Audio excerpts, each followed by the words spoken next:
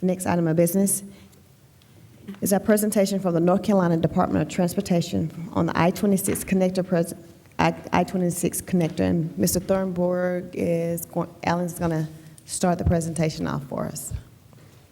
Welcome. Thank you, Madam Mayor and members of the council. I do appreciate the opportunity to come before you tonight to address the recent design proposal for the I-26 connector project over the French Broad River. While this is, of course, a regional project, whatever form it takes, it certainly has the potential to greatly benefit the city of Asheville. Many of you will recall the unprecedented public collaboration that took place through the Community Coordinating Committee back in the year 2000. From these public sessions, 4 project design alternatives were carried forward. These alternatives have been under analysis since that time to ensure that they will function given traffic volumes, that the necessary permits can reasonably be obtained based on impacts on the human, natural, and historical environment, and that the roadway can remain operational during construction. In October of 2006, the Asheville Design Center requested to be a part of the NCDOT's public workshop on the 4 designated I-26 connector alternatives. The NCDOT welcomed the ADC participation in that workshop, and at that time, the ADC revealed an additional project route. Beginning in the spring of this year, the ADC has worked with DOT to supply some details of their design so that a preliminary analysis of the ADC alignment might be conducted. The DOT staff, members of our legislative delegation, and most recently the North Carolina Secretary of Transportation have come to Asheville to review the ADC plan and have generally supported a feasibility review of this plan. As a result, NCDOT design engineers, as well as 2 private consulting firms, have reviewed the ADC proposal, and they are grateful for the opportunity to bring the results of this review before the City Council tonight. Seasoned veterans and innovative young engineers alike have worked diligently on this project. These men and women represent several hundred years of collective professional experience and are committed and are to be commended for their hard work on this project. Now I want to turn the presentation over to Debbie Barber, who's the North Carolina Department of Transportation Pre-Construction Director, to go over where we are with the I-26 connector in terms of the process. Thank you for the opportunity to be with you. Thank you, Mr. Thornburg.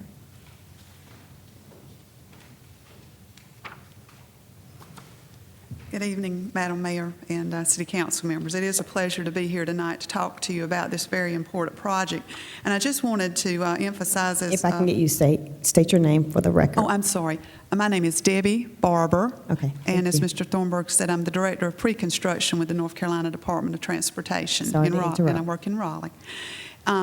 But we do have a lot of other staff with us tonight. Some will be speaking, but I did want to recognize some staff that we have here from the department. Starting out, we have Jay Swain, our division engineer here in Asheville, along with Ricky Tipton, who also works as our division construction engineer in Asheville. We have Derek Weaver, who is from our project development and environmental analysis branch, and Vince Rhea, also from the same branch, that are working on the planning document with the department. And we have Kathy Hauser from our roadway design unit, and Jim Dunlop from our traffic engineering branch.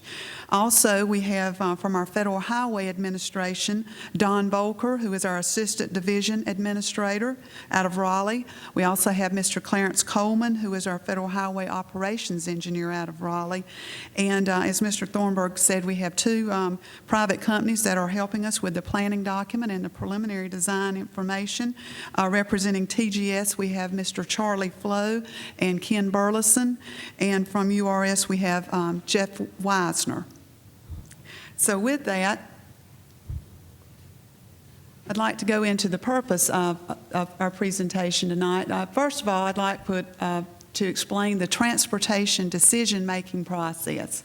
And the second part of what I'll be doing is showing where we are now in the process and the remaining steps in the process. And Mr. Volker and Mr. Flo will go over some of the more technical aspects of our review later on.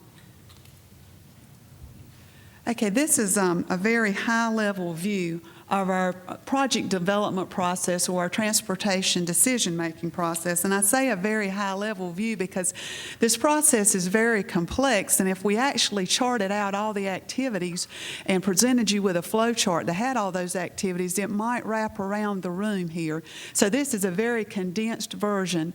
It basically shows some of the major steps in the long-range planning, the funding part or the identification of a project concept, the project development part and the identification of the alternatives and the environmental documentation that's needed, as well as the actual design, right-of-way acquisition, and letting. But what's really important about this slide are the colors that are shown on the slide.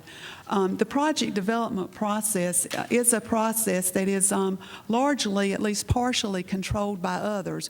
It's not controlled for the major part by the North Carolina Department of Transportation. For example, the colors that you see in blue represent activities within the process that are partially controlled by others. And a lot of these activities have to do with seeking public input, local official input, and agency input within the process. So a lot of the light blue is part of our public outreach and seeking input that is needed to advance a project forward. And we also deal with a lot of agencies. These are some of the agencies that we have involved in this project. For example, we do have our Federal Highway Administration, and we'll hear a little bit more about their role later on. We have the Army Corps of Engineers. We have the U.S. Fish and Wildlife Service, the U.S. Environmental Protection Agency, DENR, Division of Water Quality. We have the Wildlife Resources Commission, Division of Cultural Resources, the National Park Service, Tennessee Valley Authority, and the Metropolitan Planning Organization and Eastern Band of Cherokee Indians.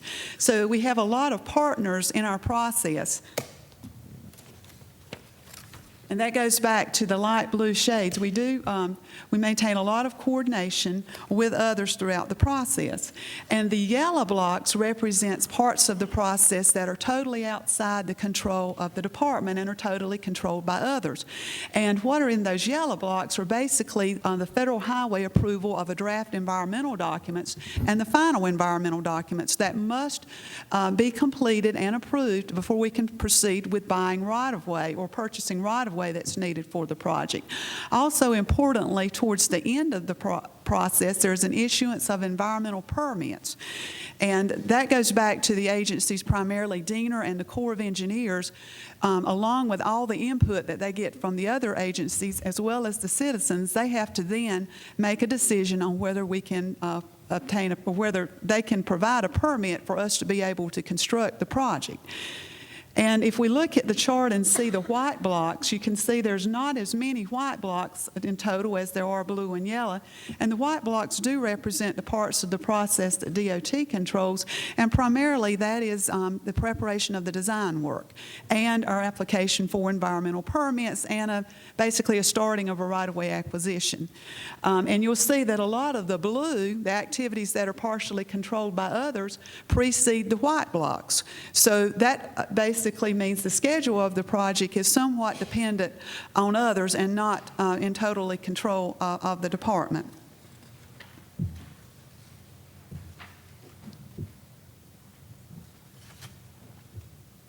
Okay, so I've described some of the complexities of the project development process. So I guess now, where are we now with this project? And as you can see, we are here.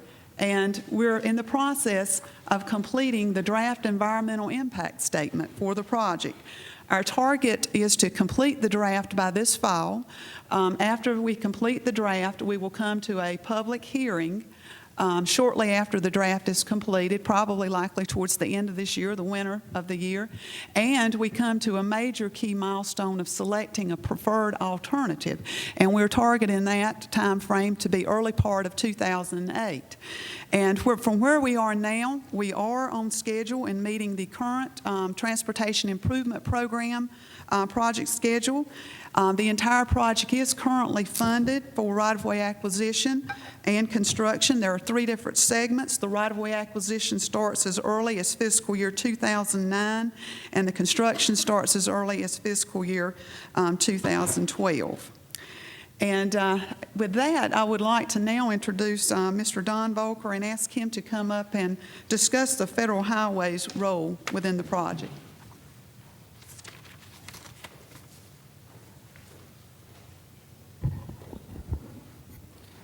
Thank you, Debbie, Madam Mayor, City Council members. Thank you for this opportunity. I am Don Volker. I am the Assistant Division Administrator for the Federal Highway Administration in Raleigh.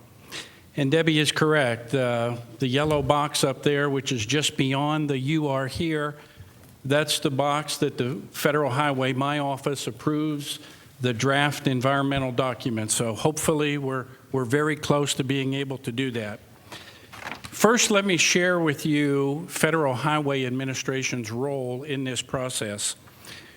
Federal Highways and the North Carolina DOT, we work in what's called a federally assisted state-administered partnership.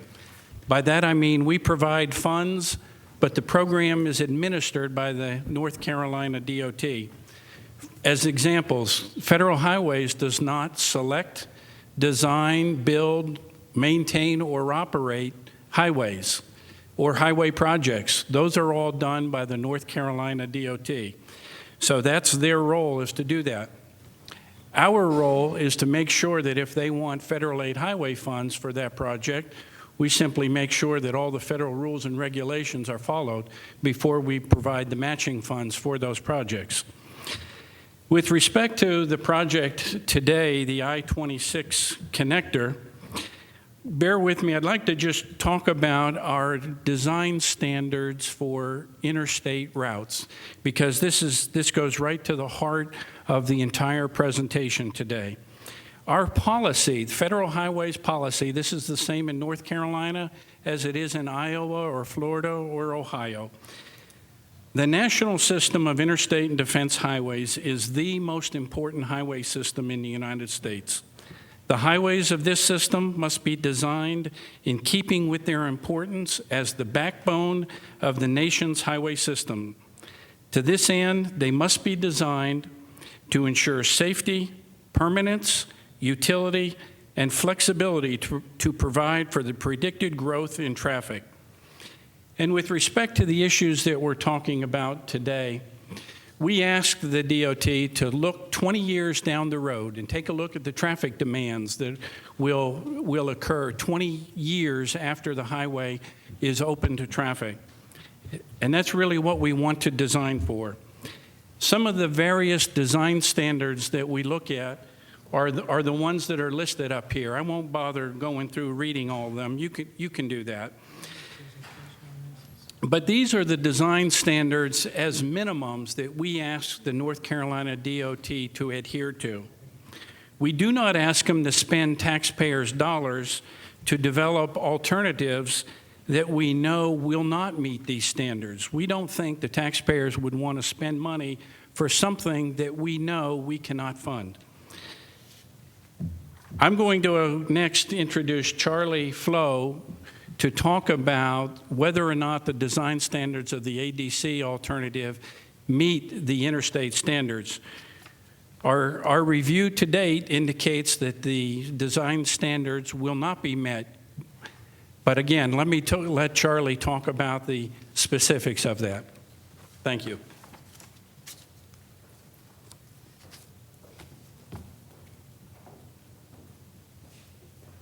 Thank you, Don, and thank you, Mayor and Council. My name is Charlie Flo. I'm the Manager of Design for TGS Engineers.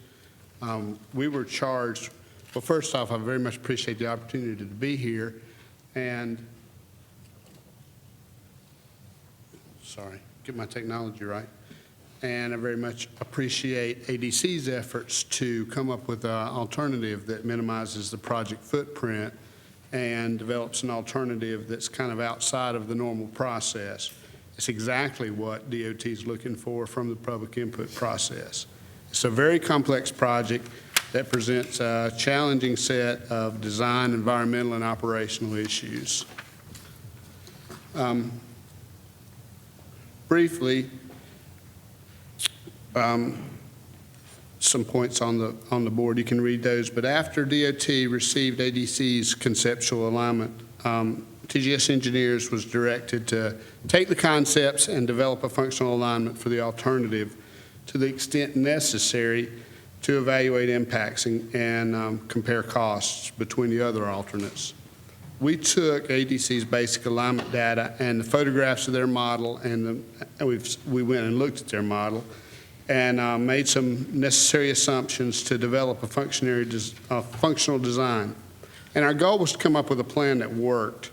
So we tried to cast it in the most favorable light we possibly could. And several steps were necessary to develop a design that was sufficient to evaluate and to develop valid cost information for comparison. First things we had to do were develop horizontal alignments for I-26, I-240, and US 1923 that met federal highways, as Mr. Volker just explained, that met federal highways design criteria. And then we developed vertical alignments or grades for I-26, I-240, both eastbound and westbound, and US 1923 southbound. And we developed typical cross sections at some critical locations. That was what we felt like was a minimum to evaluate the design. Excuse me while I fumble.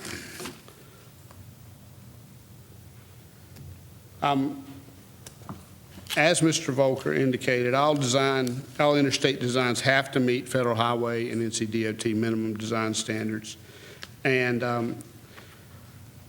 to meet those standards, we adjusted the concepts to provide adequate separation between the I-26 and I-240 lanes and between both interstates and US 1923. In other words, we had to introduce shoulders between the facilities. We had to spread them out a bit to create safety areas between the barriers. We had to provide, ADC's concept was in plan view, so we had to develop grades that provided vertical clearances between the facilities and the streets and railroads that they crossed, and limit horizontal curvature to at least the minimum radii, and we inserted spirals between the curves. I don't want to get too technical, but needed spirals to transition super elevation, and super elevation is just the banking of the roadway, but you need to transition from one direction to another in a curve. And just quickly, the maximum gradient allowable on I-240 was 6%, and that takes into account all the possible leeway we have with federal highways designs. And I mentioned super elevation because that significantly, I'll show you in a minute, but that significantly affected the grades on I-240. Just quickly, this is our functional plan based on ADC's concepts. We had to do a couple of things to make the alignment agree with the model. First, we added an off-ramp from I-26 northbound to Patton Avenue, which wasn't shown in the concept we had, but was shown in the model. So that was consistent with what their intent was. And to make the projects comparable with the other alternates, I think ADC's concept ended in here, but to compare, they needed to have a common terminus. So we extended the project to the north to Broadway, which is consistent with all the other DOT alternates, so that we could compare costs in like alternatives. And to be consistent with all the other alternatives that cross the golf course area at the Crowne Plaza, because of the floodplain of Smith Mill Creek, that area will need to be bridged to get permits. So we extended the bridge to the south to cross those floodplains.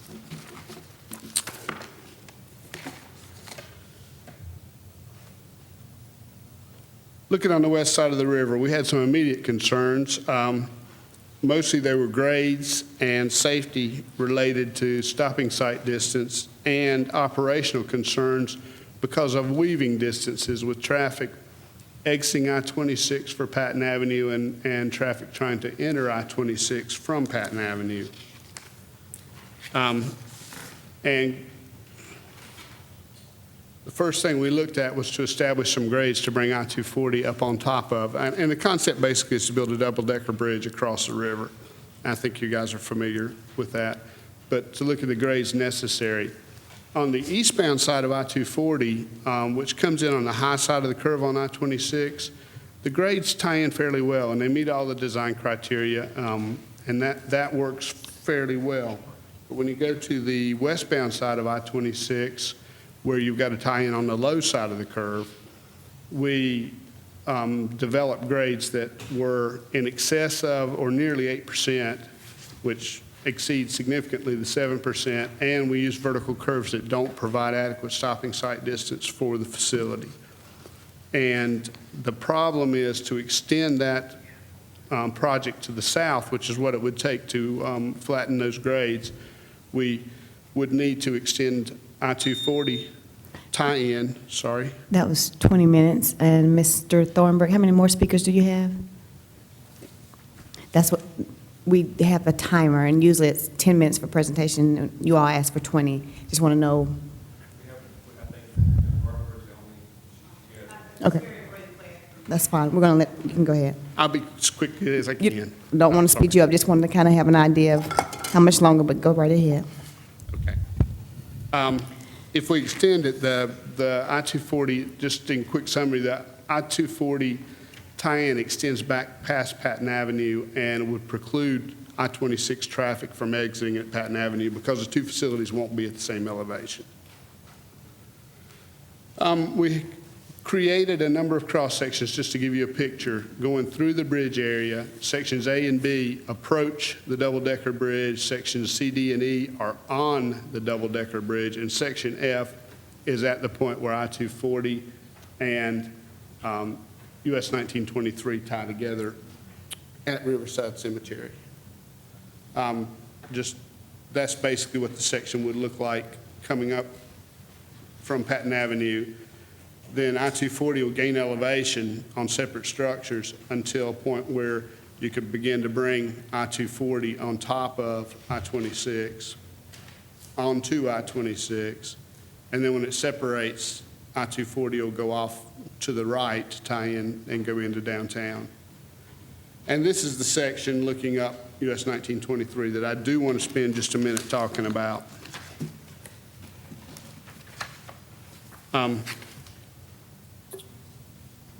This section is located right here, which is right between Riverside Drive and the Montford Area Historic District at the cemetery, at the Riverside Cemetery.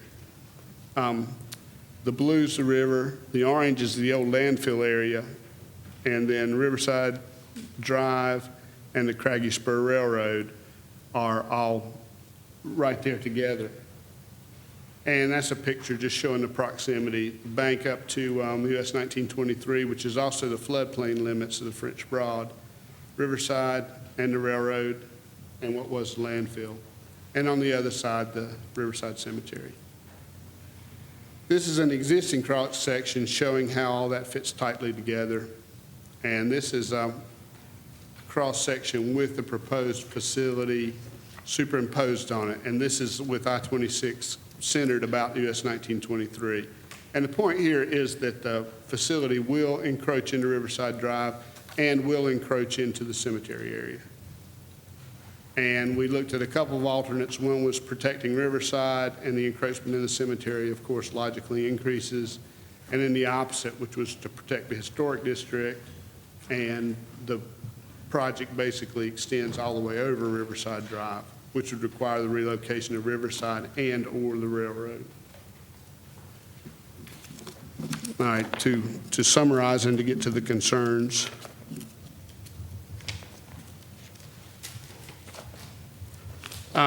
We had several environmental concerns. I've already mentioned Montford Historic District, and I've mentioned the streams and wetlands impacts to Smith Mill Creek, where we mitigated by extending the bridge. In addition, there are air and noise impacts through the Montford Area Historic District. The NCDOT alternates, using alternate 4 for an example, would put 37,200 cars per day in the design year through the Montford Area Historic District. And the ADC alternate will put I-26 and US 1923 through that area, which will increase the traffic to 100,400 cars, causing significant increase in noise and air. impacts to the area. And we haven't really developed the full construction impacts because of the worry about maintenance of traffic, but they will grow from what's shown when the final footprints and temporary detours are designed. And then we have a couple of operational issues. We added an exit ramp, as I said, to be consistent, and it's needed operationally. That's this ramp. The loop from Patton Avenue to I-240 eastbound, this ramp, creates a very short weave area for traffic exiting Patton and wanting to go on 26, and the traffic crossing going on I-26, hoping to go up on I-240 into town. And the loop from 240 westbound to Patton Avenue has exactly the same problem in reverse. Plus, they're very short, and there will also be a stacking problem on this loop with the traffic waiting at the signal to turn left, basically, onto Patton Avenue. We expect the queue to extend down into I-240.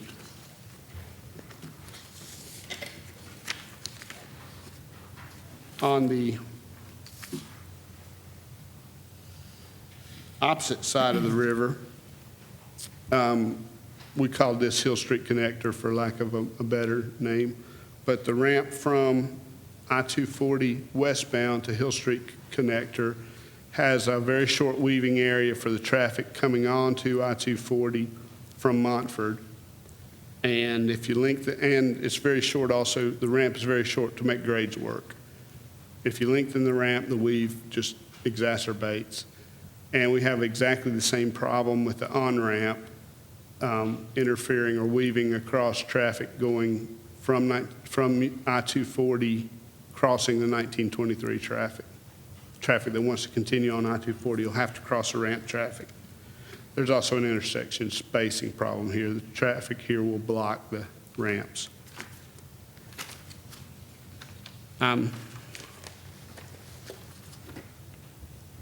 then for brevity, we also developed cost estimates to comparing apples and apples as best we could based on the data that we had. We developed quantities for each of the alternates or for the ADC alternate, and then I've also shown our more recent cost estimates for the NCDOT alternates. And you'll see that when you compare like Termini, we came up with a cost for the ADC alternate of $260 million, which puts it in between alternates 4 and 5 in terms of rankings of total cost of the project. And with that, I'm going to turn the microphone back over to Debbie Barber. And thank you for the time.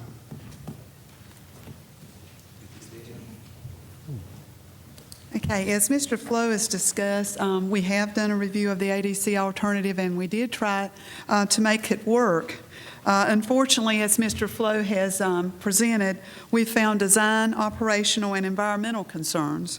And based on our review, we're not recommending that the alternative be carried forward for further study in the draft environmental impact statement. We will, however, as part of the draft environmental impact statement, document our review of the ADC alternative. Therefore, the department is recommending to move forward to complete the draft environmental impact statement. And in moving forward, we would like to continue to coordinate closely with the city, the MPO, the Asheville Design Center, and the Aesthetics Committee with a goal of selecting an alternative that will have the least impact possible and provide a safe and efficient transportation facility for this area. Thank you very much. All right. And will you be addressing questions from council, or will it be Mr. Thornburg? Or We may have a combination so it's okay to depending call on on the question. individual if that's staff members? Okay. Okay. Thank you. Council will, at this time, open it up for questions. Mayor? Councilman Mumpower. First off, obviously you all tried hard to treat this design input seriously. And I mean, by the parade we have here, you all have made a strong effort to respond, as you have pretty consistently as far as I'm concerned, to community issues and concerns.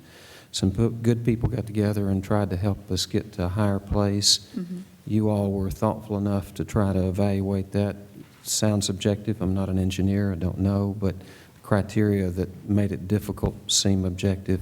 Thank you for that. Thank you for, frankly, perhaps indulging us a bit. At least by what I'm seeing here, you all put a lot of time, money, just the troop coming down from Raleigh today is no small thing. So thank you for that. Well, thank you. Are there any components of this alternative that might be incorporated constructively into some of the other design alternatives? I may have to ask. All questions have to be answered at the microphone so everyone at home can hear you as well. Thank you. There may be. I can't say that we've honestly gone into a deep evaluation yet, but as the design develops, input will be sought from many groups in final design. At this point, we're trying to compare alternates and come up with an alternate to move forward into design.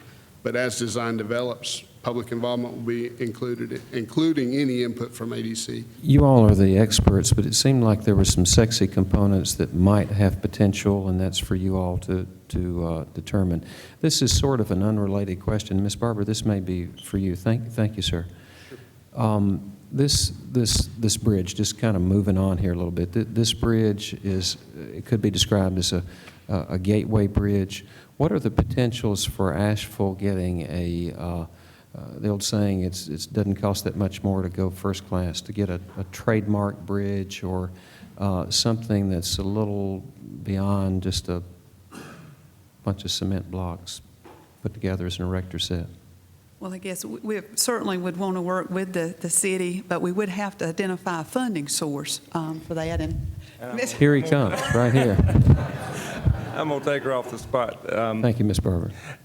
I'll just repeat what we've said to the council before, in that we do plan to look at design alternatives in terms of aesthetics, in terms of sprucing up the existing Smoky Park Bridge and the bridge, the new bridge or bridges that go across the French Broad River.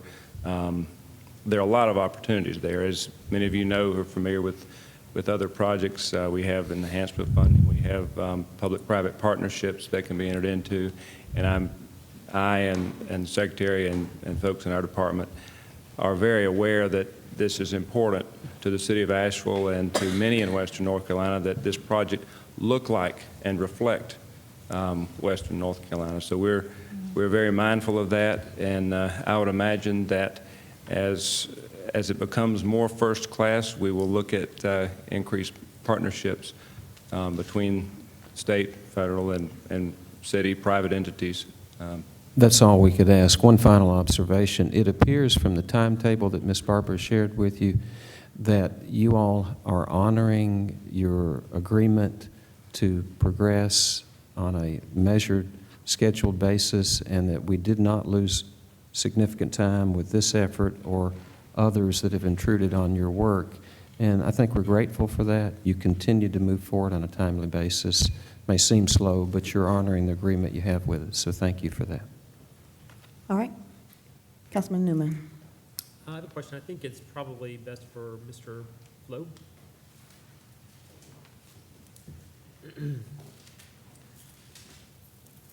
Just a couple questions. One question is it's been noted that the cost estimates for the other alternatives for the project are significantly lower in the information that's being shared now than from previous DOT estimates. Could you share a little information with us about that? Yes, absolutely. The cost estimates from the ADC, we have no ability at this time to include right-of-way. So that's a construction-only cost estimate, and the cost estimates for the other alternates, we removed right-of-way. That's construction-only also. So we're trying to compare apples and apples. We're just not to the point where we can really evaluate right-of-way impacts yet. So the lower projected cost for the other alternatives, basically you're not assuming any cost have changed except you've deleted the right-of-way cost from the cost projections. And so all of the different alternatives you presented up here is just construction cost. It doesn't reflect, so any of them, the true cost would be that number plus whatever the right-of-way Correct. are. That is correct. Okay. I guess the main question I would have for y'all tonight, and I also just want to say thanks for being with us, and thanks for the work that y'all have done on this Thanks to for this having point. Obviously, you've heard from the city council, from the county commissioners, our state legislators have been very involved in this. I mean, the basic design concepts developed by the Design Center obviously have great appeal to the community for a lot of different reasons in terms of how the project would fit into the community, and in a very significant way, the economic development opportunities they could create for Asheville, and as part of sort of our overall growth management strategy. We're a community that's growing fast, but we don't have a lot of very developable land, and if we can fit a lot of our regional growth into this kind of area, that's real important to us. So, but obviously, no one wants to support an alternative if it has fatal flaws, if it cannot meet the standards for a federal project like this. So I guess my question, you've raised several different specific concerns about different parts of the project. My question is, as a registered engineer, are you telling us that the basic design concepts developed by the Design Center cannot be made to work?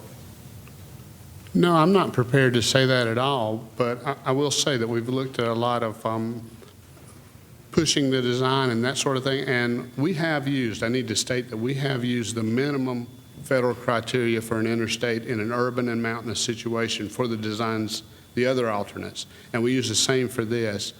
One of the things that will happen is by the time we push the separations and spread the project out enough to get the grades that we need, the separations that we need, and minimum distances for stacking and storage, and to make the thing operate, it's going to begin to look like some of the other alternates. It will spread out. You won't get that tight, concise footprint and meet the design criteria.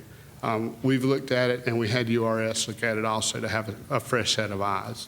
And we're in agreement that while it does have appeal for small, compact, we can't meet design standards being that small and that compact. And as it grows, frankly, it starts to look like alternate 4.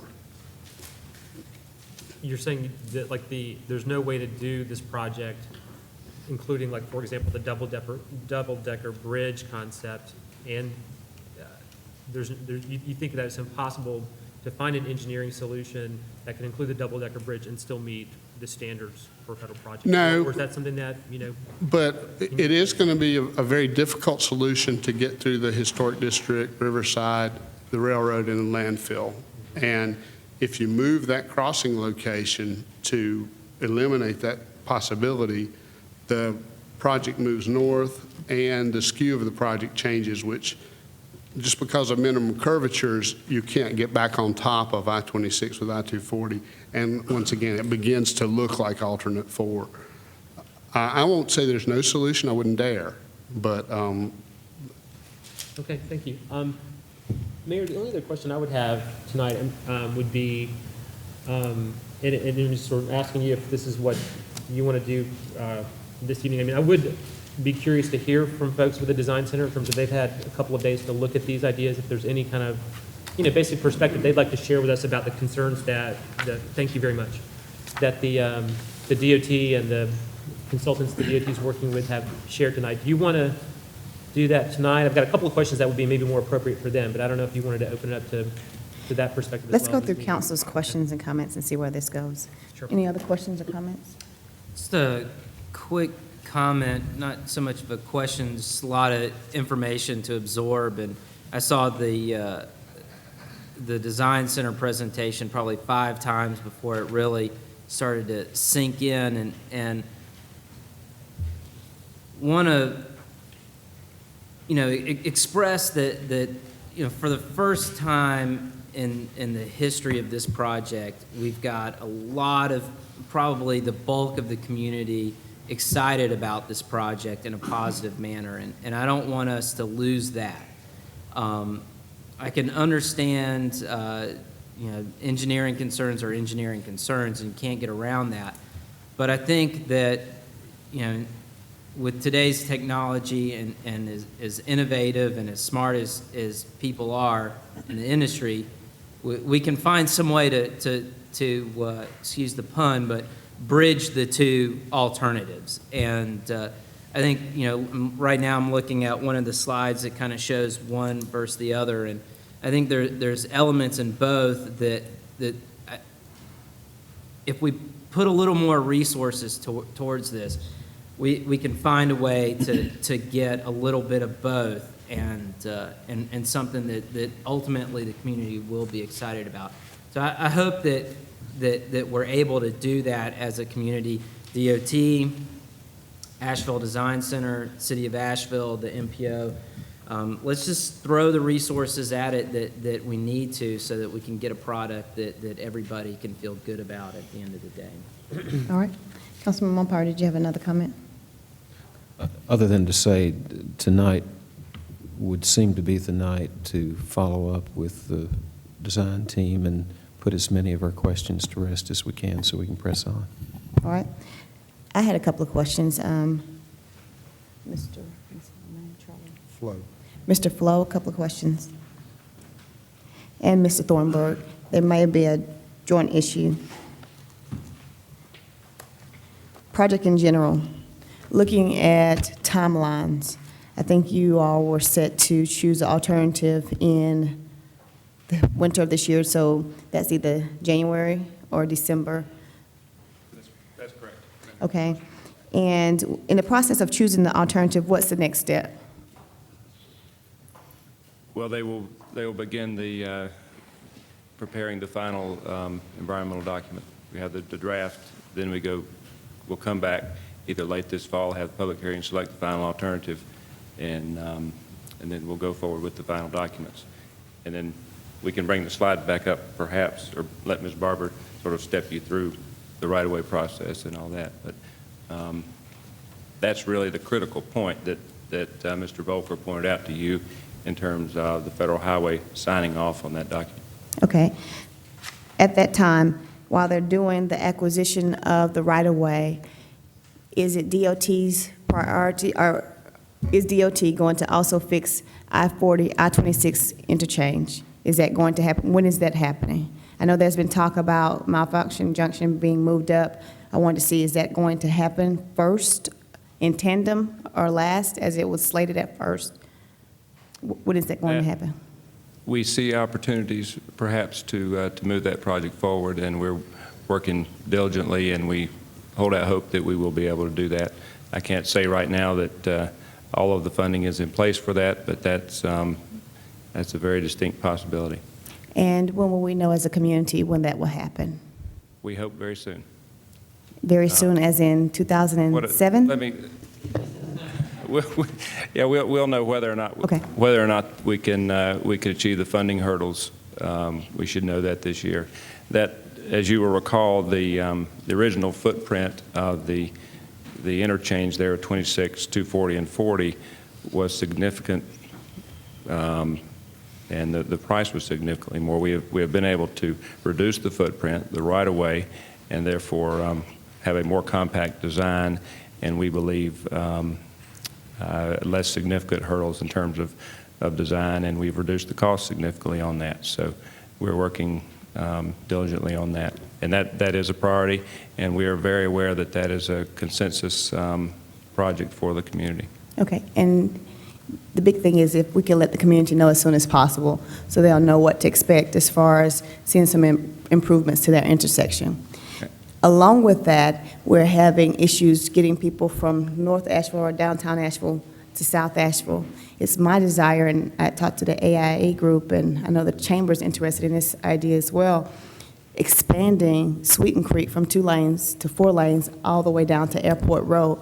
It is on our TIP for future projects, but there's no funding associated. But getting people from the southern corridor to downtown, north and east, we need that to happen. Is it possible that you all would consider that as part of some improvements to our roadway system?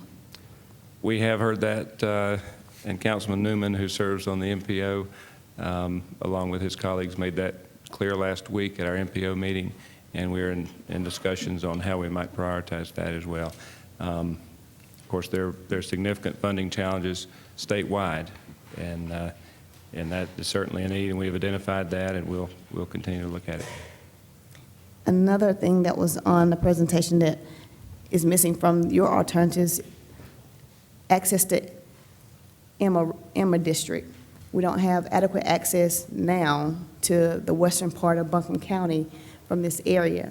On your alternatives, Mr. Flo, that's missing as well.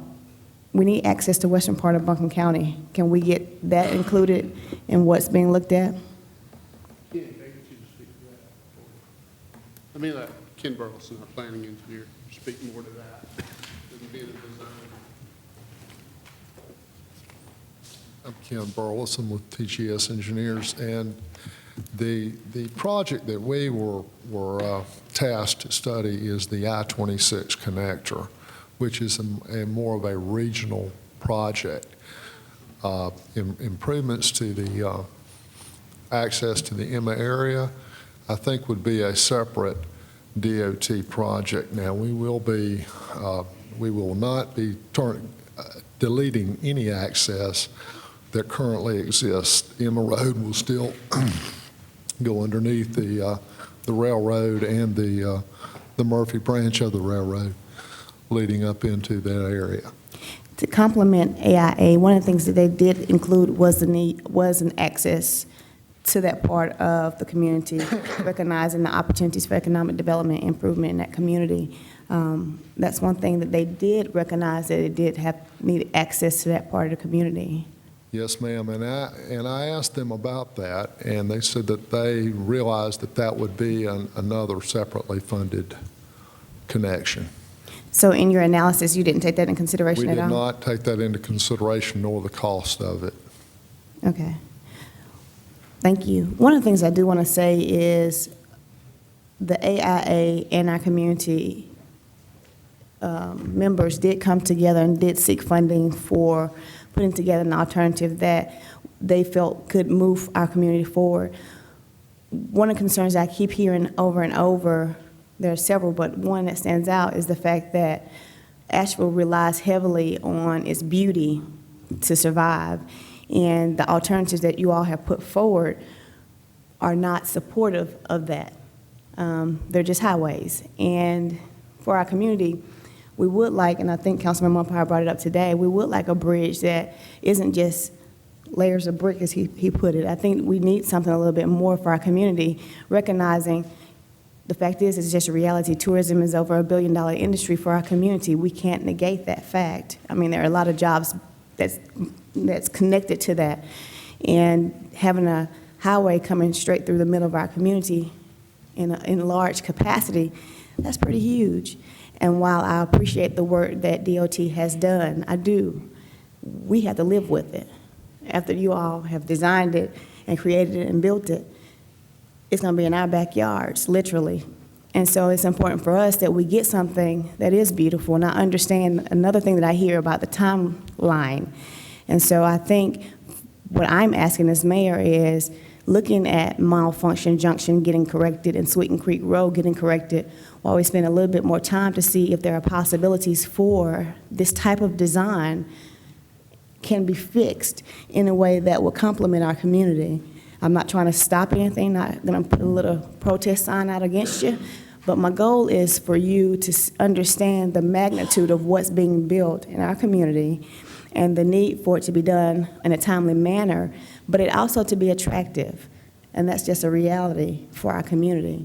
And so I'm asking for a little bit more consideration of the timeliness, making Malfunction Junction a true priority and getting that fixed, because if you go out right about now, you have traffic backed up, and getting that fixed will really help the region in a way that needs to be helped.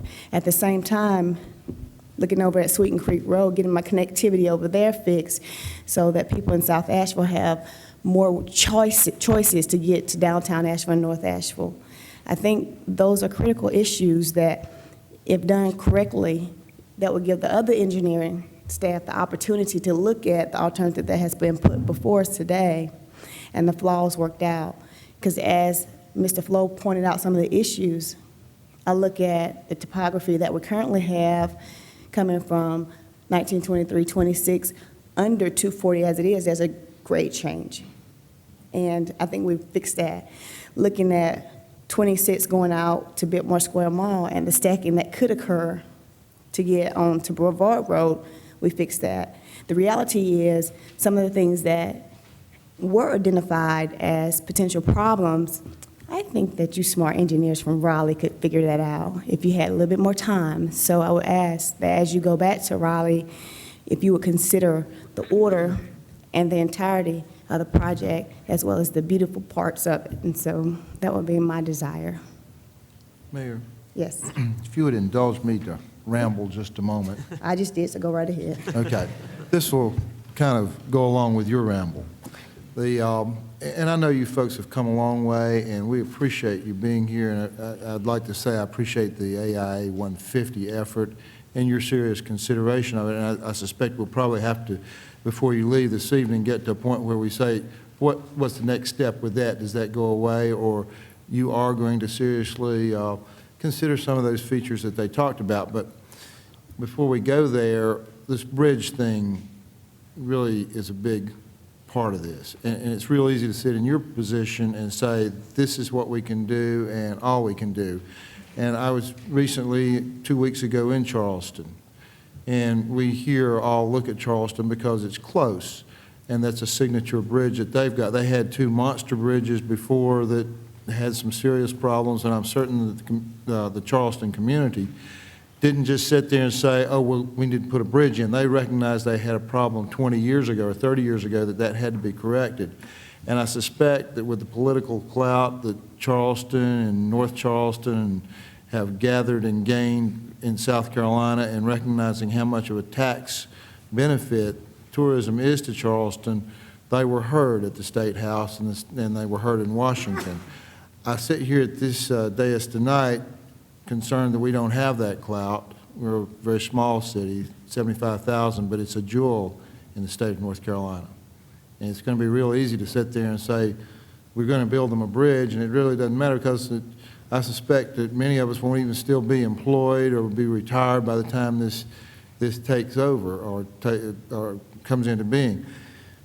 I would hope that you would have the kindness and the foresight to push for that signature bridge for Asheville.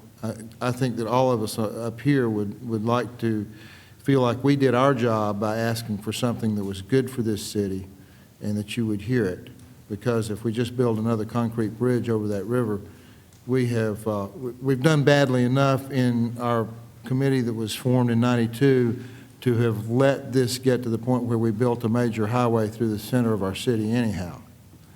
That's done, it's said, it's back of us, but now we have the opportunity to build a really good bridge. And I don't know how this community gets to be a player in that, but if there's that opportunity of a partnership with the city, the county, the region to get us that clout that builds us a really good bridge, I'm all for doing that. Good rambling. Excuse the ramble. Good rambling. Council will open it up, and if we could have one representative from the Design Center to come forward.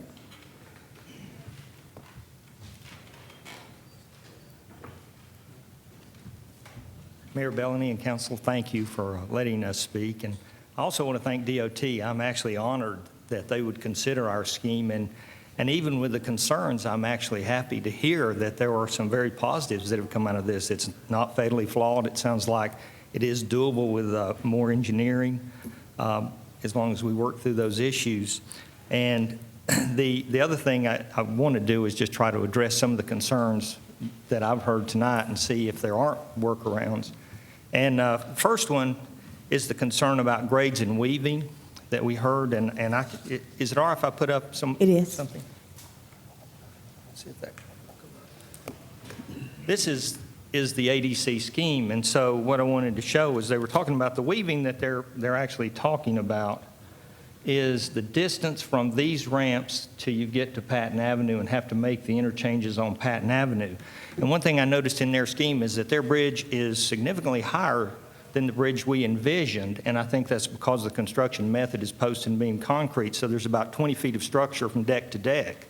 And this, Councilman Montford, might be one of the solutions is if we used some other design method, whether it be a truss bridge, an arch, or cable stay, there would be a way to significantly reduce that distance from deck to deck, which works functionally, but then could give you a resulting signature bridge, even though it's a functional bridge.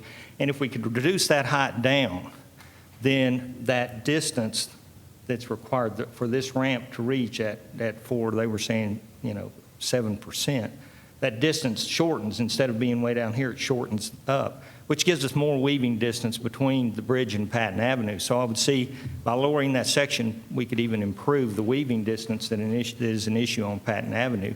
That's one of the things that we've thought about, and that would be one of the things we would like to study if DOT was willing to work with us on that, would be how could we change those grade elevations on the bridge. The other thing that I saw with that, and it's this section they're talking about right here at the cemetery where actually 26 comes across and lands on what is 1923.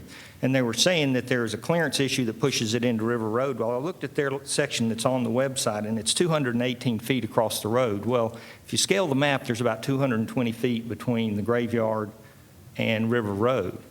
If we could lower the height of this bridge, then it would actually lower this ramp, which would possibly remove a retaining wall that comes between the oncoming lanes and the main 26. Remove that retaining wall, you get that dimension plus the emergency lane. That gives you 8 to 10 feet possibly in there. So maybe that section can be reduced enough to make it fit. It's so close. I mean, when you're talking about just a few feet to keep it out of River Road, it seems like there's a possibility to an engineer solution that might work there as well. So I think we're real close on that section by what I see, but I know we'd have to defer to them on some of those grades and clearances. The other issue is cost, and I think it is fair that they showed the road all the way up. They're showing the road, instead of us stopping here, they're taking it up to that same connecting point. And to make an even comparison, they took out right-of-way acquisition. But if you look at one of the advantages of our scheme, we're using 1923. We already own that right-of-way, so you don't have to acquire that right-of-way.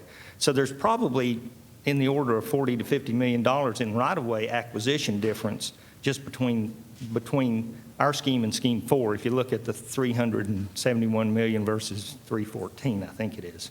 So that shows that there is an advantage there, I think, as well in terms of cost. Stacking distance, I've talked to some engineers about that, and there are possibilities with some optical program signals, some ways, some new technologies to sort of speed traffic into those lanes. I think the final thing is we heard from them that our scheme starts to look more like Scheme 4, but I think the true advantage of our scheme is that it preserves additional land that can be developed by the city. We're looking at it saves possibly 100 acres of land overall that can be used as the urban village that's identified in the 2025 plan. And the other thing is, the true thing is, and 2, 3, and 5 can't do this, it opens Patton Avenue as a boulevard, a true boulevard that can connect our downtown to West Asheville, just what you were talking about, Mayor Bellany, a good connection between downtown and West Asheville and Emma. So we look at that, if we could save that 100 acres and we could develop that into medium density housing, for example, there's a gain of $5 million in tax revenue per year that could be realized off of that. So that's what we're looking at, better connectivity, better utilization of our land, and actually improved, tax base for the city of Asheville, city and county, basically. So those are some of the things that we see. And like I say, I come away encouraged that DOT did spend the time and effort that they did to look at our scheme and have basically proved that a lot of the things like radius do work. So are there any questions I could answer? Any questions, council? One thing that came to mind as Alan was talking, can we not build on top of River Road? That is something that we've talked about at the Design Center because we are up above as we come around, and that one critical link, you could do that, or possibly leave the railroad and move River Road. The Wilma Dyckman plan I think if you moved it closer to the river and created a park, that would be another plus for the city, and would move that, actually create less road section, less lanes. Oh, that's one other thing, too, when we talk about lanes and the lane traffic on Montford. Our scheme does, you are putting all the traffic onto what is 1923, but you're putting it on 6 lanes instead of leaving 4 lanes here and putting 6 lanes here. So we've got 6 lanes versus 10 lanes.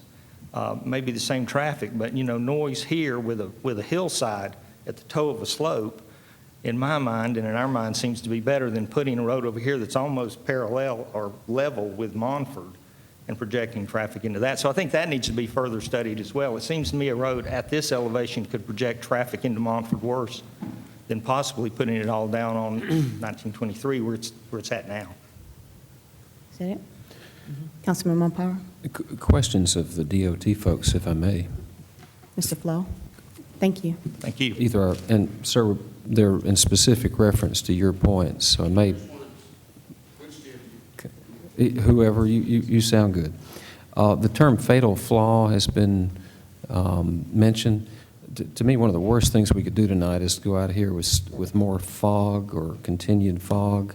So anything you can do to help us resolve the realities tonight, I think would be helpful to all of us. The gentleman had several suggestions. For example, the bridge, a different design might allow for that bridge to be lower, which would solve some of the issues that you mentioned. Different grade, the right-of-way differences accounting for dollars. You heard all the things he said.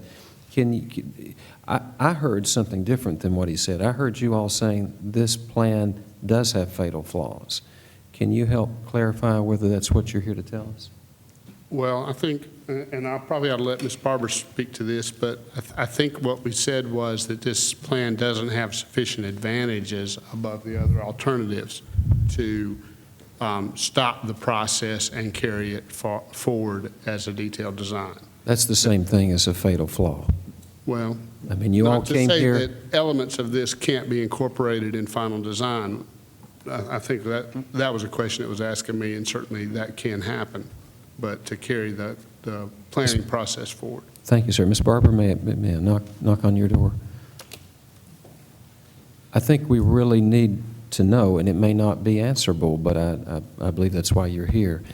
Is this proposal fatal, or is it salvageable based on some of the things that this gentleman just shared earlier? I think it goes back to we have to address the environmental concerns, the design, getting our interstate criteria met.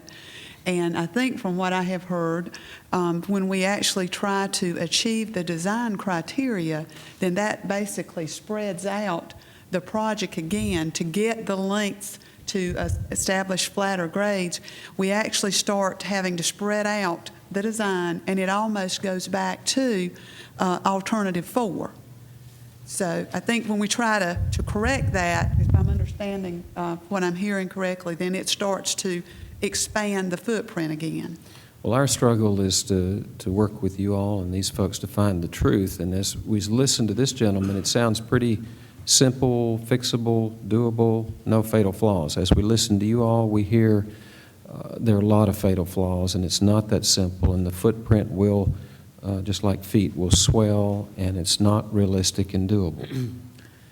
I think it goes back to you would have to look at it, and if we placed River Road on a bridge, then you start incurring construction cost to try to correct some of these deficiencies or to work within the constrained right-of-way.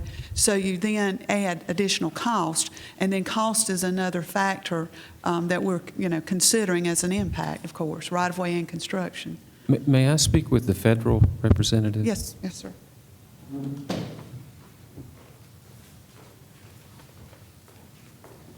Yes, sir. Sir, you're the, I'm sorry, you're Mr. Volker? Don Volker, yes, sir.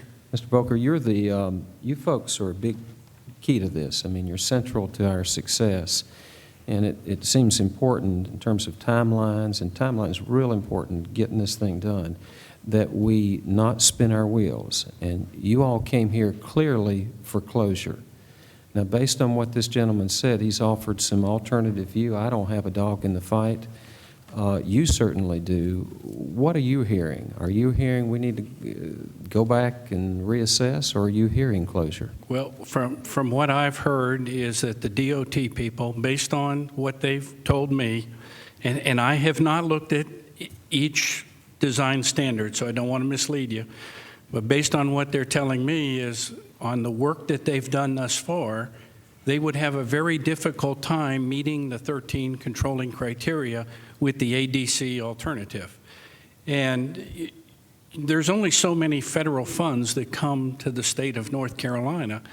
And if they want to continue to spend those federal dollars developing an alternative that they don't believe is going to satisfy us, you know, that's a decision that they would have to make. To me, that would not be something that I would hope that they would do, is continue to spend money for something that cannot meet the minimum design standards.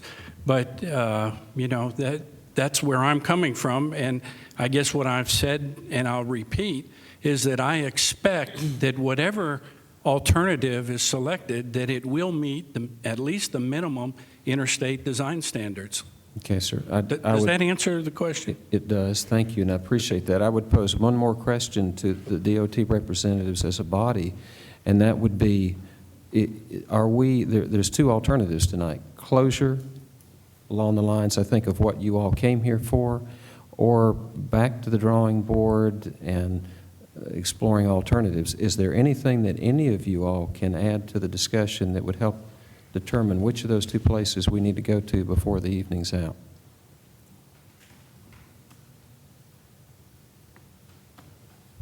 Again, I'll repeat, based on the review and the design issues, concerns, the operational concerns that we found, and the environmental concerns, we were recommending that we proceed on with the completion of the draft environmental impact statement, and that we not carry forward the Asheville Design Center alternative as part of a further detailed study.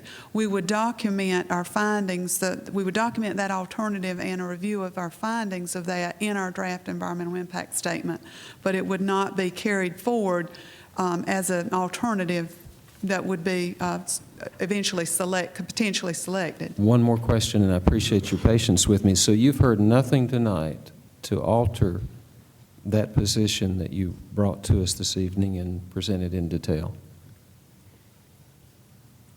Again, I think at this point, we would recommend to go ahead and complete the draft environmental impact. And of course, after that completion of the document, as we've noted, we do have we will have a public hearing to solicit further comments. Councilman Newman. Thank you, Mayor.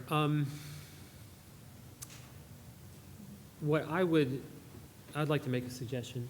I would like to suggest that, and I just want to say again that, I mean, there's nobody sitting up here who wants to support a project that's not going to meet obviously, federal folks are not going to fund a project that doesn't meet their standards. Nobody wants to fund a project that has fatal flaws.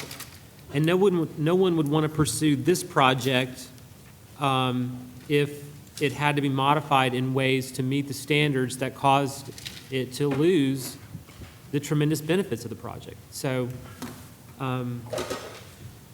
with that said, what I would like to suggest is that we, you have presented this information to the Design Center. They've had a couple of days to look at it. They've given sort of some initial feedback, but I mean, for myself, I just think that the potential benefits of this design are so significant. I personally don't feel like I'm ready to completely give up on trying to include the design or parts of the design in the project. And this is it's the most important development decision that will be made in Western North Carolina, in the next 20 years. And in hindsight, I wish that the city council we might have talked about this a little bit even sooner, and maybe invested some resources in getting some additional engineering expertise involved in it sooner. Anyway, to cut to the chase, what I would suggest would be that we look at the idea of investing some resources The Design Center Group has been doing this tremendous work.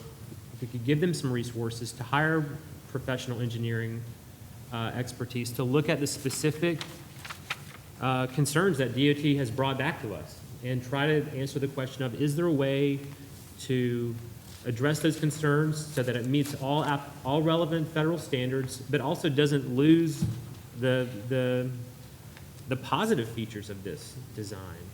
And if the answer is yes, then obviously I think a lot of people in the community want to see us try to go in this direction. If the answer is no, I think that, we need to turn the page. But that would be, I would be supportive of that. I would be supportive of us, being a part of investing the resources to make sure that all of those questions have been answered to our satisfaction. Any other questions or comments? I would support that, Mayor. Okay. I would ask, again, this group of people from DOT, if we were to do that expense, is that something that you would really consider? Are we wasting yours and our time? And I think that's where Dr. Mumpower was going with his questioning. And I guess, Ms. Barber, that would be for you.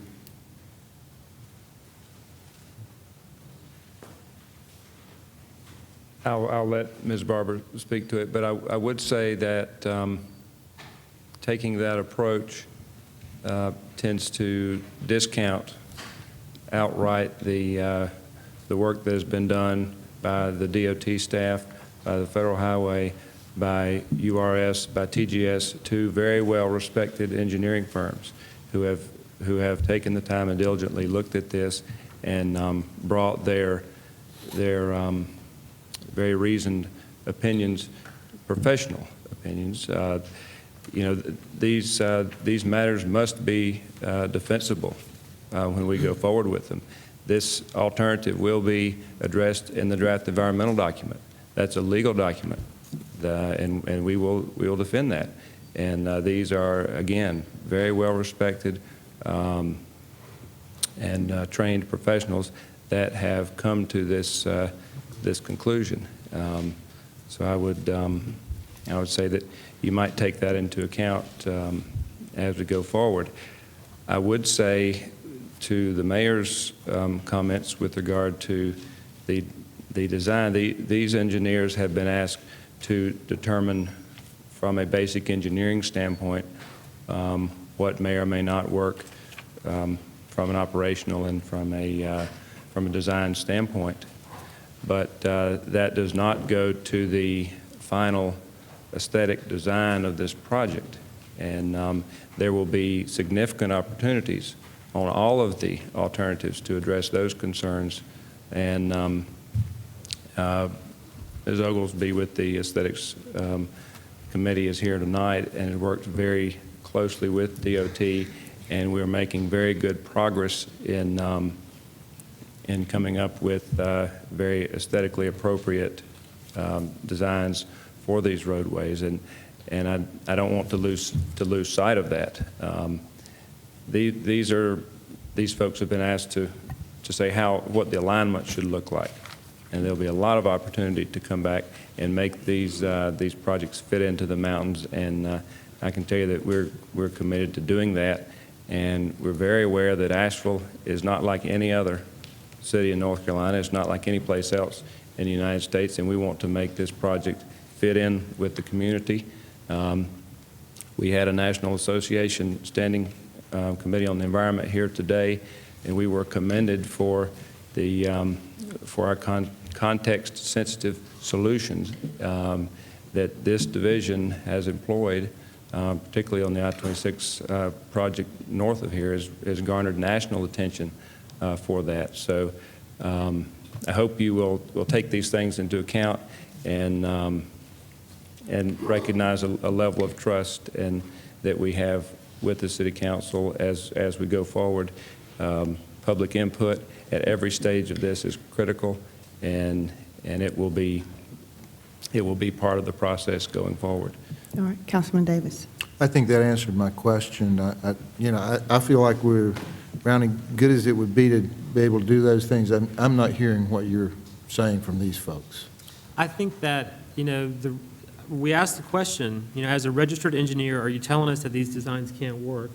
The answer was, no, that's not what they're telling us. They're also saying they don't see that the advantages of this, cause it to warrant further consideration. And I guess, from what I hear from the community, I think the community thinks the advantages of this design are very significant. And if there are, and what I'm looking for would be, and again, I wish we had done this sooner. We've got all of these, very, these people who work in the field of growth and development in the community, thinking about ways to help fit this project into the, to work into the community and meet all the standards. We, in hindsight, I wish we had given them the resources to have some engineering resources on the front end.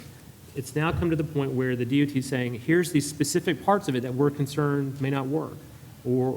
So I guess I just want to, give them the resource. They've heard the concerns. They're hearing that as is. They don't, it's not going to go forward exactly as is. Let's give these folks who have worked so hard in the community some resources to see if there's anything that can be done to figure out a solution. If there's not, I don't want to support an alternative that's not going to work. But I just feel like if they had those resources, maybe there might be some solutions out there to address the specific technical concerns about certain parts of the project that don't, on DOT's perspective, appear to meet all the standards. So. Councilman Power. I would disagree respectfully that that is the proper course. We're not engineers. You all are our experts. I think the Design Center folks are to be complimented for their effort to help us, but they're operating off from much looser standards and a much more narrow expertise band than you folks are. Drawing from a smaller resource pool than you are. I'm concerned that we're in danger if we go that course of doing something that we've done before, and that is creating delays and creating additional costs. And both of those are significant concerns. I do see risk of indulgence. I can't imagine, and you all answer this as a question if you can, if this design was doable, I can't imagine that the DOT would look for every way they could to artificially sabotage it. I mean, there's no point of reason upon which that would make any sense. We're all on the same side here, unless you all have an interest in cookie-cutter road design, and this is not a cookie-cutter situation, whichever design we pick. It doesn't lend itself to simplicity. And so it seems that if we'd provided comments, sir? Pardon me if I could address council. I'm Jeff Wisner with URS Corporation. The Department of Transportation brought us in to assist TGS with this project. I am not an engineer. I am a planner. I'm a registered planner with the AICP. And our engineers did take a good look at this as well, and we quickly found out how complex this project is. We've done projects across the state of North Carolina, and this is by far one of the most complex and complicated, excuse the redundancy, projects that I've ever encountered. And we toyed around with some engineering as well. We weren't specifically tasked to look at solutions, but our engineers discovered that it is very difficult to meet all the design standards. There's a lot of complications to proceed if you choose to proceed forward with doing that. So as somebody that hasn't spoken here tonight, I'd just like to also add in my 2 cents that some of these are very difficult and complex to overcome. From the environmental perspective, we didn't even talk about construction impacts with Montford, and to get some of the tiebacks for the walls and things that go into that as well. So. Can you come out on that limb? The phrase fatal flaws has been used. Is that what you're saying? There are fatal flaws, or are there not? Well, in my experience, with enough money, you can overcome most fatal flaws. So that's something to be considered. But on the other hand, it's, can you stomach some of the environmental impacts that are out there as well? And this extends beyond the point of reason from your professional expertise. It's close. It's very close. Again, we haven't done a detailed environmental study, but I do see, some mountains that need to be overcome there. You guys didn't come down here to tell us maybe, did you? No, sir. You came down here to tell us no, it won't work. I believe that the intention was to say that it was very complex. And I'm not a professional engineer, so I cannot stand on the engineering, so. Well, if I could, thank you, sir. Real quickly, Mayor, if I could finish. I can't imagine that they have any reason to artificially negate this plan or look for every reason it won't work and no reasons that it will. It just makes no sense for any of us. That they've shown good faith time and time again in responding to our concerns. Can't imagine they wouldn't do the same thing now. They've indicated a willingness to look at the sexy components of this that might work, that could be incorporated into the other design options. I assume we can take them on their word that that's what they mean, and they're going to try to do that within the limits of their abilities. A word was used, trust. At some point, we are a partner with these folks. They're not our enemy. They're the ones going to be building this thing for us, and I think at some point we have to take some leap of faith, or we again risk adding additional costs and creating delays that are of grave concern to me personally, and I think many other people in the community. All right. Mayor, what I heard was that this group was not tasked to find solutions, and I can understand that with the limited time and resources they had available. I also heard that with resources, which sometimes comes a dollar figure attached, that anything can be overcome. And I think that that's what we need to focus on and not get into a contentious battle over whether or not to trust or not to trust DOT. I'll tell you frankly, there are not too many people in the community that trust DOT. And that is a perception that is unfortunate, because I know a lot of good people at DOT and they really do care about their job. What I really hope that we do tonight is show our willingness to support looking at solutions to find a product that is going to work best for our community, that, once it's built, and it's going to be here long beyond our children. And I think a product like that does take careful consideration, and if there are engineering questions that are raised, then we need to find engineers that are tasked at looking at solutions. Can there be solutions? And it could be, changing the alternative that the Design Center came up with ever so slightly.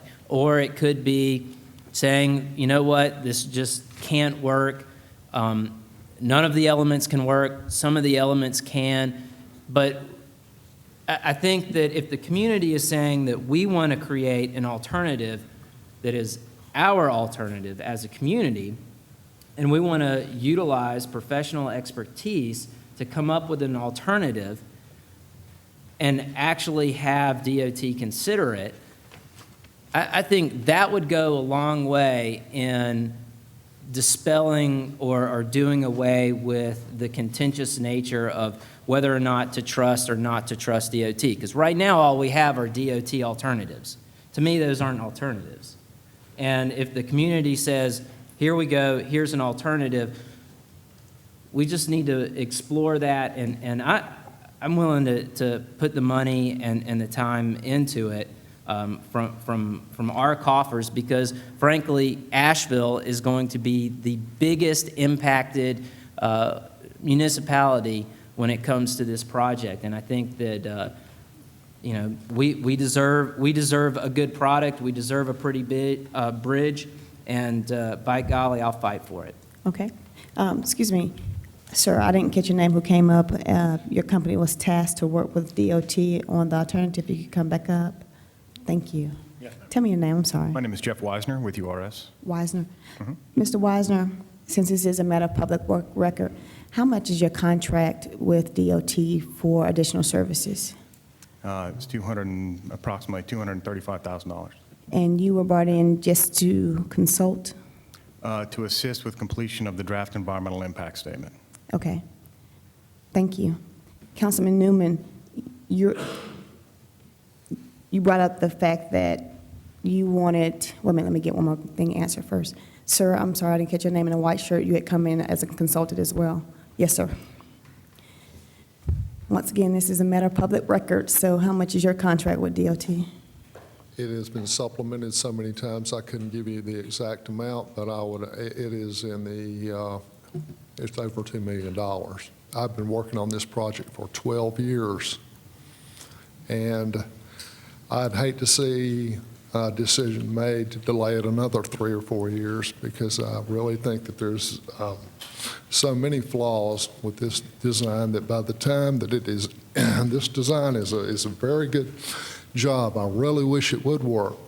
No one in this room wishes it would work more than I do, because the ADC has done an excellent job of selling it to the community, and that's something that the department has not been able to do, and with their alternatives. Now, you say that the alternatives are all DOT alternatives. Alternatives 4 and 5 were directly because of the public input in the design forums held in 2000, which is exactly when something like this should have been presented. But it wasn't. And it comes in at the 11th hour, and it's got flaws from one end to the other that have not been engineered. Okay. Once it is engineered, then you can evaluate the impacts and see that it's not what it's represented to be. All right. Thank you. Thank you. Mr. Thornburg, a question was asked of you, and I didn't hear the direct answer. Yeah. So say City Council spends between $235 and $2 million to get alternative for it to be looked at. Will you all consider it as part of the environmental impact study? This alternative and our consideration of it will be part of the draft environmental document. Right. And But- in order for it to, well, let me go back. Mr. Burleson is right. In 2000, the Community Coordinating Committee did bring the community together. There were 2 initial alternatives at that time from DOT. As a result of those meetings, 2 were added. And for the last 7 years, those 4 alternatives have been evaluated to bring them to the time when we are able to have a draft environmental impact statement. And so that is not, this is not an insignificant process. I'm not going to predict what the time and financial impact would be of adding the 4B, as you call it, to the process, and going back, if you recall Ms. Barber's slides, where you had a sort of a linear progression in terms of the process, looping back and starting from almost square one. I will leave that to the engineers, and I think that would be speculation. I can say that with some confidence that the delay would be significant, and we are looking at very significant inflationary pressures on projects as well. So there are a lot of things to consider there. So you're not definitively stating that it will become part of the process even if we spend money to get it engineered? If it were determined to be part of the process, you would have to loop back on that in that linear model that Ms. Barber showed you. Okay. Thank you. But just, I mean, I just want to respond to that briefly because, you know, the things at the beginning of it are, you know, public involvement, data collection, establishing the purpose and need for the project. I mean, all of those things are all, you don't have to go back and do those things. Those things are already done. The stage we're at right now is we're about to roll out the draft environmental impact statement, which looks at the consideration of the alternatives for the project. And so the question is, simply, can we get this, if we have some additional engineering, you know, look at this and the design people will look at that and we reach the conclusion that, you know, hey, this project has a lot of, the design concepts have lots of merit and there may be ways from an engineering standpoint to resolve some of the concerns that y'all have raised, then this project would go and be considered alongside the others in the environmental impact statement. That doesn't seem to me that it does require going back to the start at all. It just seems like we're adding one additional alternative alongside the others in the process. So My name is Derek Weaver. I'm with the Project Development Branch of NCDOT. Basically, we are in the process of completing the draft environmental impact statement. At this point, we were able to take time to evaluate the ADC alternative and include that in the draft alternative. We are hoping to sign that this fall, probably October, November. We are then planning on holding a public hearing probably in December and selecting a preferred alternative in January. We cannot select a preferred alternative if there is another alternative presented without evaluating that alternative to the same level of detail and design that the four alternatives that we currently are looking at. We can't do that selection until that time. So if you choose to look at this other alternative, bring it up to that same standard, then it has to be done in time for us to meet that meeting date, or else the project will be delayed. And there are things, you're going to have to look at bringing it up to the same level of design. There are some environmental impacts that this alternative may be outside of some of the study areas that we've looked at, so there may be some additional areas that have to be looked at. Nobody wants to sit up here and say, that it's going to take an extra year to do this, because there are unknown things. And nobody is going to say that we're not going to consider an alternative that is brought forward, because as a part of the NEPA process, the National Environmental Policy Act process, we will consider all alternatives. Now, we feel like, as a department, we've looked at this alternative and that we've evaluated it to a point where we feel like it's not worth continuing forward. We've had other alternatives that we looked at. Alternative one, we evaluated probably to the same level as this alternative, and we decided it wasn't worth carrying forward, and so we've already, not carried that alternative forward. So I'm beginning to ramble, I'm sorry, but the point is, we would never not consider an alternative. However, there will be a consequence to doing that, and it would be a delay in the schedule. And that, at this point, I believe that DOT will continue forward to complete the draft environmental impact statement, and if another alternative is brought forward from the ADC or anybody else at the hearing after the draft is complete, it can be considered in the final environmental impact statement. That may delay our schedule some, but that doesn't mean it can't be done, because as a part of the process, we would do that. Okay.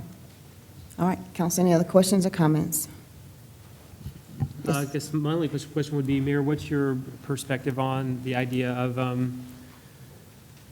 of asking our staff to, basically bring us some information about this question of, do we want to invest some resources to have some engineering folks to be able to work with the design center, and to provide any other feedback for them or for council on looking at these concerns that have been raised.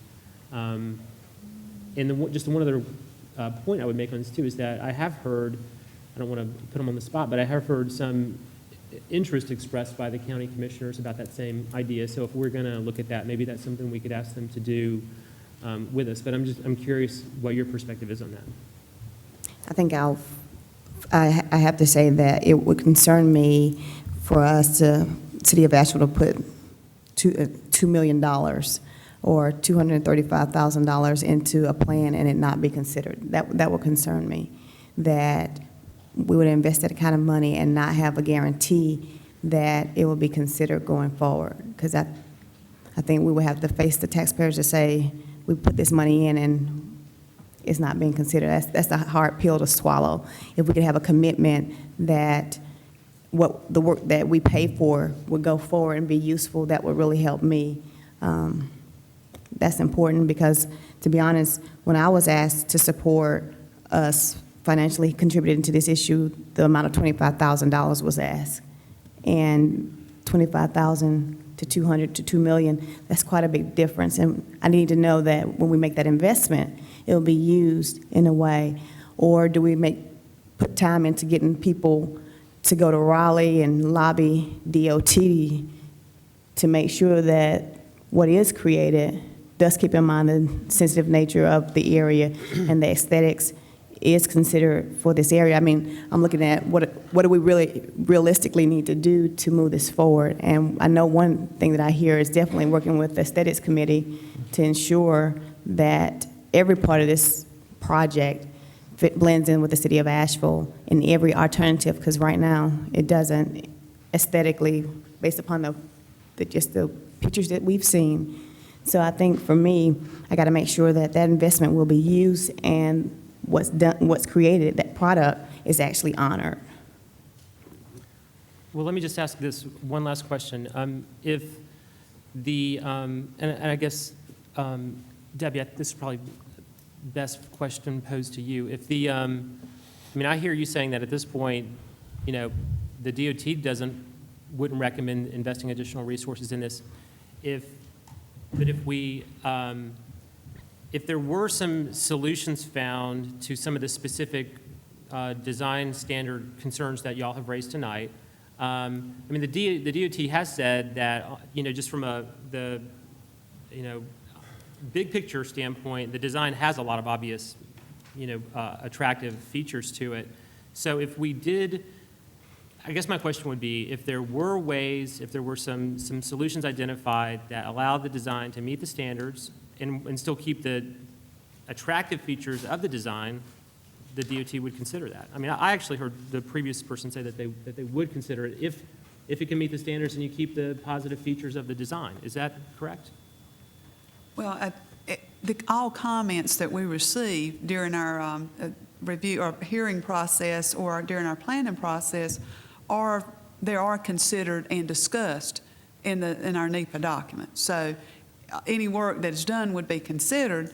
I guess it would be weighed against other alternatives. It might not actually be selected as the final alternative, but it is considered as part of the public process that we go through, and it's documented in our NEPA document. Let me just ask this in a simpler way. If this design can be determined, if you keep the basic elements of this design that this community likes so much, and it can meet the purpose and need for the project and meets the standards, will you consider it as one of the serious alternatives for this project?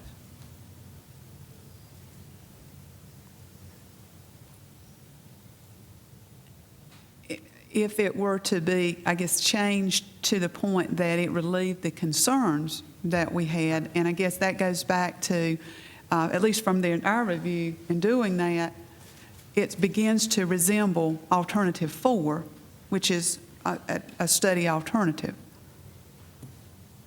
And I think also during the final design or after an alternative is selected, we can certainly, as Mr. Thornburg has indicated, work very closely with our partners in the community here and try to minimize impacts and have a project that, I guess. Any other questions? Yes. You were through? Well, I guess I would just say if we're not going to, I would like to give our city manager direction to bring back a couple of different options for us to look at in terms of getting resources to see if we can solve some of these problems. That's what I would like to be supportive of.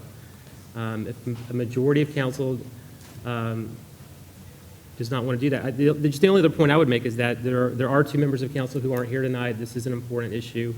If we need to just sort of think this over, I mean, maybe we could talk about it at the next meeting, but I'm just not ready to, just speaking for myself, I'm not willing to give up on it, so. All right. May I address one thing?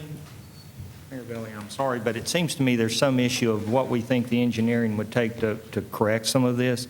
And I think the quotes that they have given you on engineering costs cover the full alternatives, all of the alternatives they've looked out through the project. Tell me if I'm wrong, but we're seeing a cost for this engineering evaluation of somewhere between $50,000 and $70,000. And would love to see, we would love to put some in if we could ourselves. We'll certainly do sweat equity, if nothing else, as far as the design center, and we'd love to see the county work as well. I would hate to see all the engineering work that has been done by DOT, all of the work of the environmental study of 4B, that we've tried to stay in 4B, so we stayed within their environmental impact study area as far as where we designed the bridge. all of that work. Seems like that work, the work they have done, some supplemental work that could be added to this, that all comes together and moves this thing faster, at least accelerates it into the process rather than going all the way back to square one in our mind. But as a lifelong resident of Asheville, I would hate to see us make a decision, a hasty decision on something without really fully investigating it, because it's my kids that it's going to impact, not me. I'll be here, but they'll be here for a lot longer. So I want us to do this right. And we've not wanted to slow this process down from day one. In fact, we've looked at ways to try to make it cost less, move it faster if we possibly can. That's what we want. We want the road, but we want a good road that's good for Asheville. And I would hate to see us sell it short right here without giving it a little further study. So that's really the Design Center's point. Okay. Thank you very much. Thank you. Council, we've gone at this for a little while. Is there anything new to add? Otherwise, we'll move forward. Yes. Yes. I don't know about new, but Mr. Burleson, thank you. I think you're the first person to say you didn't come here with a maybe. You were candid with us, and I appreciate your observations. They were helpful. I do think we have a contentious battle, Mayor, because we have some folks suggesting things that we've heard it clearly, will result in delays and additional costs. And I'm not personally willing to be supportive of that. Sir, you are very articulate, and you present a good case, and I appreciate your approach. You have a nice way of bringing it to life for us, but they've brought the ice cream to the party late. And if we keep recycling and going back and stepping back, and we've learned through the years that it's real easy to do that, we're going to create unnecessary delays, and that creates dangers, costs, and lots of other things. I would again suggest that we press on and not look for other ways to distract ourselves from our mission. Okay. All right, and council, whenever a council member asks for additional information, we usually adhere to it. And are you asking Mr. Jackson to get, be specific in, what are you asking Mr. Jackson to get? I would ask for him to bring us some information about potential options for investing some resources in determining if there are, the Design Center group has done tremendous work on a shoestring budget. And I think if we could give them some resources so that they have some expertise to see if they can help identify some solutions to the specific problems that the DOT and their contractors have shared with us tonight. And what I would be asking Mr. Jackson to do would be to basically take what he's heard tonight and present us with a couple of options for different ways we might be able to do that. All right. Question, Mayor. Councilman Davis. Pardon me. Please. Politically, sitting here, I think that's the right questions to be asking. But frankly, I'm sitting here hearing from these folks, Mr. Burleson and several other of the DOT people, that we got flaws here, we've got some problems, and I don't hear a particular real willingness to wait for us to do this exercise. I wish I did. I wish I heard an eagerness out there to take our engineering study and put it in there. They will consider it, but I don't hear them saying that this is going to meet the federal applications. I don't hear them saying that this is something that is really going to happen. I wish it would, but I think we're spinning wheels. Councilman Mumpower. What percentage, to the DOT, what percentage of the problems that you identified with this proposal have been presented to us tonight? Do they have all the information they need about the flaws in their plan if the council does go forward and elects to take this step?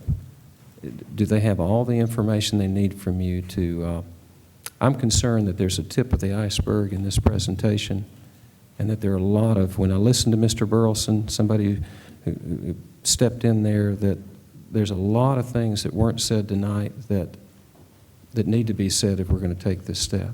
If I may speak to that, the time frame we've had is a month, and as Ken pointed out, he's been working on this for dozens of years.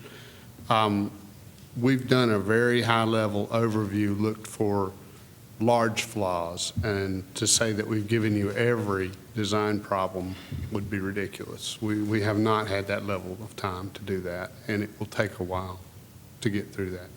Thank Does that answer your question? Yes, sir.